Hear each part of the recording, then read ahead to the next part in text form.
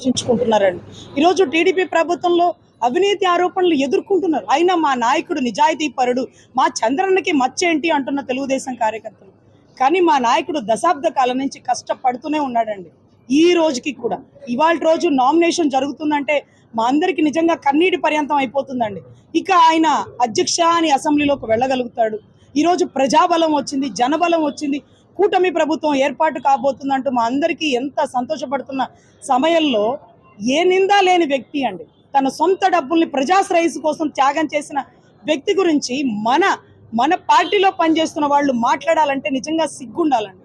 తన సొంత డబ్బుని పార్టీ కోసం, తన సొంత బిడ్డల డిపాజిట్లని పార్టీ ఆఫీస్ కోసం ఏమార్చి ఈరోజు ప్రజాజనంలోనే అంటే ఓడిపోయినా కూడా జనాన్ని పక్కన పెట్టకుండా నిలబడి చేస్తున్న మా నాయకుడు మొట్టమొదటిసారిగా ఈరోజు గొప్పగా నామినేషన్ వేయబోతున్నాడు, అసెంబ్లీలో అడుగు పెడుతున్నాడు అనే దృఢమైన నమ్మకంతో ఉన్నాం.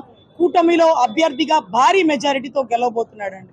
ఈ రకంగా వైసీపీ వైఫల్యంతో పాటు ఇక్కడ ఉండే సుజనా చౌదరి గారి కెపాసిటీ, ఆయన చేయగల పనులు, ఆయన గురించి మీరు తెలుసుకోవాల్సినటువంటి పరిస్థితి ఉందండి. కంపారిజన్ చేసుకోండి, కనీసం మీ ఎమ్మెల్యే కంపారిజన్ చేసుకోండి. ఇక్కడ ఉండేటువంటి ఎంపీ గారు ఎవరైతే చిన్ని గారు సైకిల్ గుర్తండి, గతంలో ఒక ఆయన ఉన్నాడు, నీ అనే భేదాలు లేకుండా నాని అనే పేరుతో ట్యాగ్ లైన్ పెట్టుకొని తిరిగిన వ్యక్తి.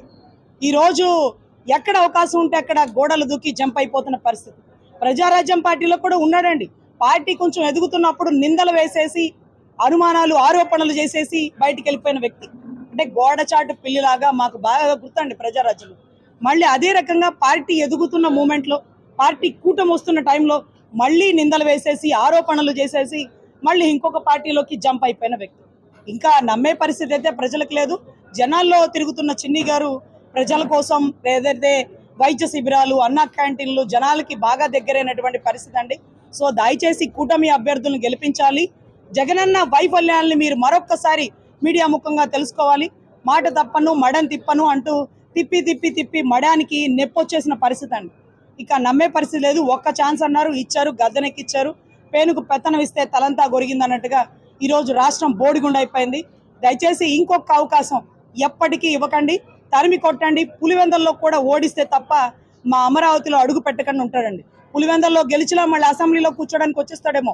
అమరావతి సాక్షిగా చెప్తున్నాం, అతను అమరావతిలో అడుగు పెట్టకుండా ఉండాలంటే పులివెందల్లోనే ఓడించి జనాలు చూపిస్తారండి. సొంత చెల్లెళ్ళు అడ్డం తిరిగారు, బీటెక్ రవి అన్న నిలబడ్డాడు. వీటన్నిటికంటే మించి గొడ్డలి కేసు ఎదురు చూస్తూ ఉంది. సిబిఐ ఈడీ కేసులు అంతా తరిమి కొట్టే పరిస్థితి అయితే నెలకొంది. ఇవన్నీ జనాలు దృష్టిలో పెట్టుకొని ఈరోజు పిఠాపురంలో గౌరవ పవన్ కళ్యాణ్ గారి నామినేషన్ ఉంది. మీరు అందరూ మీ బిడ్డగా ఆశీర్వదించండి. దశాబ్ద కాలం నుంచి తన కన్నీటితో, తన కష్టంతో, తన చెమటతో నడిపిస్తున్నటువంటి మా పార్టీ జెండాని చచ్చే చివరి వరకు కింద వేయను, కలపను, కలిసి పని చేస్తాము, కూటమిని గెలిపిస్తామని అంటున్నాను. మా అన్న ఆవేదన అర్థం చేసుకొని అదే రకంగా సుజనా చౌదరి గారిని, అదే రకంగా ఏదైతే చిన్ని గారిని గెలిపించాలని మనస్ఫూర్తిగా అభ్యర్థన.